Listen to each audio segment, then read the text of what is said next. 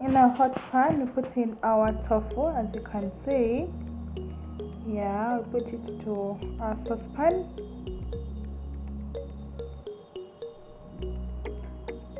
And then we pour in a little bit of oil. Yeah, we are roasting our tofu. I told you this meal is very delicious, more than meat. If you ever taste tofu and like meat, then you keep changing it as it roasts. There are so many ways of cooking tofu, but this is one of the ways.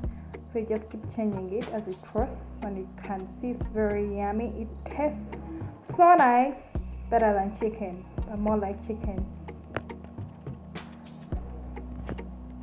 Yeah, so our tofu is almost ready. In just like 5 minutes, your tofu is ready. Yeah, and that is the tofu I'm talking about, the famous yummy meal. You would want to make. It's a new recipe for vegetarian. This works perfectly. Those vegans who don't eat meat or chicken, this is so yummy. It just tastes like chicken, even more than chicken. Yeah, tofu.